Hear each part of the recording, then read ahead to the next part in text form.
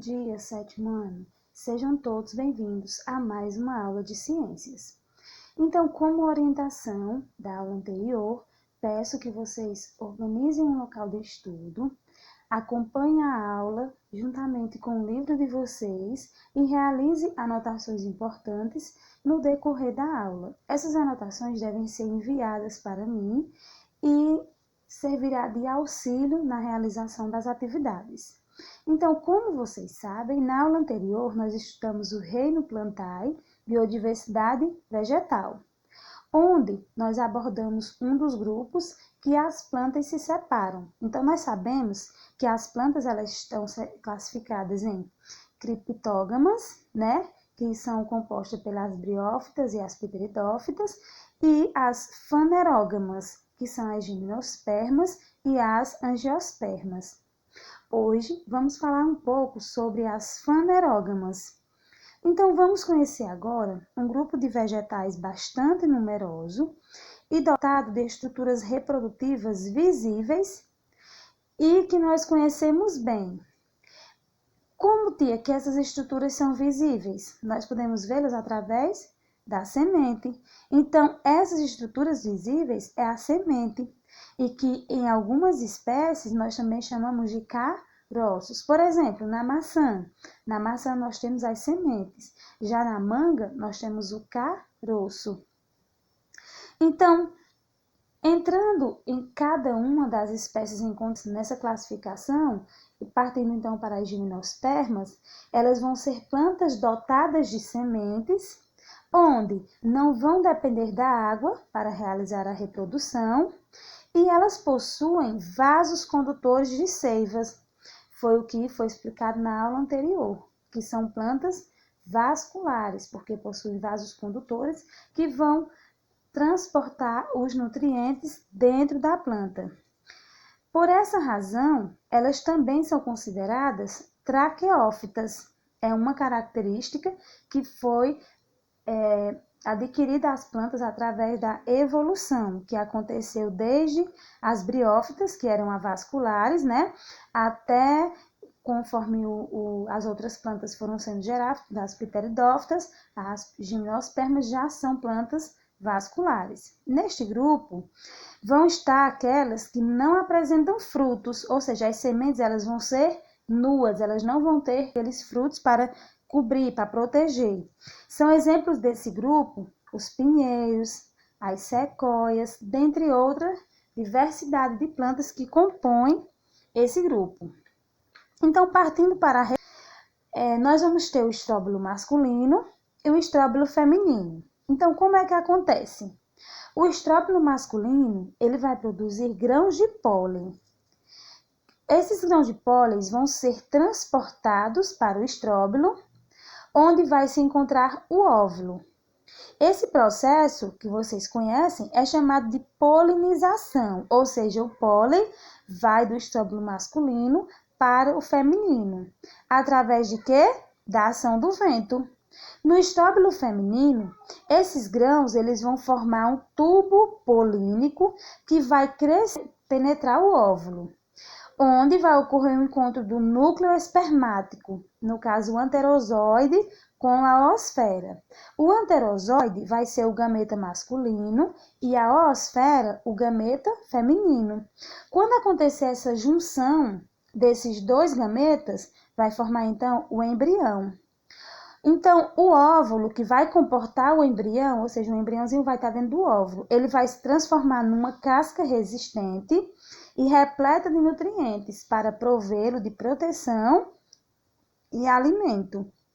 Então, essa casca cheia de nutrientes é o que nós conhecemos hoje, que no caso é a semente. Além disso, a semente ela é bastante importante também porque ela vai facilitar a dispersão da planta, podendo se espalhar por regiões distantes de onde a planta se formou, através, como citado anteriormente, da ação do vento. O vento pode estar levando plantas de uma região para a outra. Falando um pouco sobre a estrutura corporal das gimnospermas, elas são compostas de raiz, caule, folha estróbilo e sementes expostas. Por quê? Porque elas não possuem frutos. Então, agora, vamos conhecer um pouco sobre as angiospermas. As angiospermas são as fanerógamas mais bem adaptadas ao ambiente terrestre.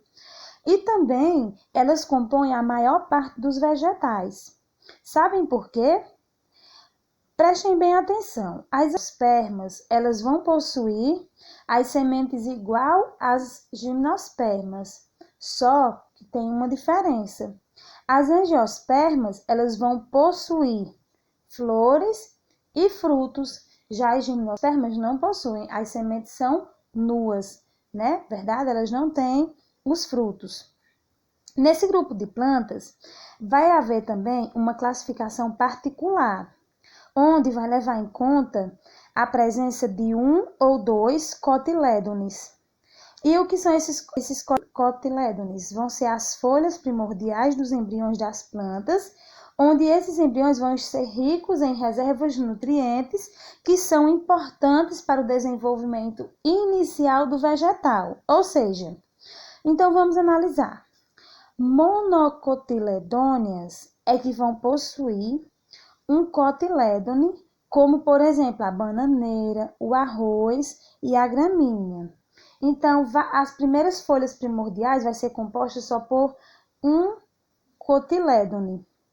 Então, quando for dicotiledôneas, é porque ela vai possuir dois cotilédones, como por exemplo a goiabeira, a mangueira e a magnólia. Como vocês podem observar a diferença nessa gravura. Nós temos monocotiledôneas e dicotiledôneas, que como vocês podem observar, são essas folhinhas primordiais, ou seja, as primeiras folhinhas que surgem após a germinação, né? Quando a plantinha está nascendo. Já a reprodução das angiospermas, elas também vão se dar por polinização, mas elas vão possuir estruturas reprodutoras mais especializadas. Como exemplo, nós temos as flores, onde vai acontecer a fecundação e a formação da semente e dos frutos. Tudo isso acontece a partir das flores. Por quê? Os grãos de pólen, eles vão ser formados numa estrutura que vai estar composta na flor, que ela é chamada de estame.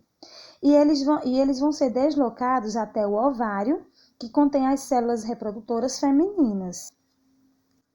Esse transporte é feito pela ação de pássaros ou insetos que são chamados de polinizadores. Eles vão se alimentar desses grãos de pólen e, por isso, existe uma grande variedade de flores coloridas e com aromas diversos. E essas características vão contribuir para atrair os polinizadores. Então, meus amores, essa foi a nossa aula de hoje. Eu espero que vocês tenham conseguido compreender as diferenças entre esses dois grupos, que são as gimnospermas e as angiospermas. Estou à disposição de vocês para retirar dúvidas, esclarecer alguma questão que vocês não tenham entendido. E espero que vocês consigam resolver as atividades, onde vocês irão resolver o Investigue, na página 162, o Exercite Sua Memória, na página 163, e Ciência Prática, páginas 166 e 167. Então, estarei aguardando as atividades de vocês. Beijão, meus amores, e até a próxima aula!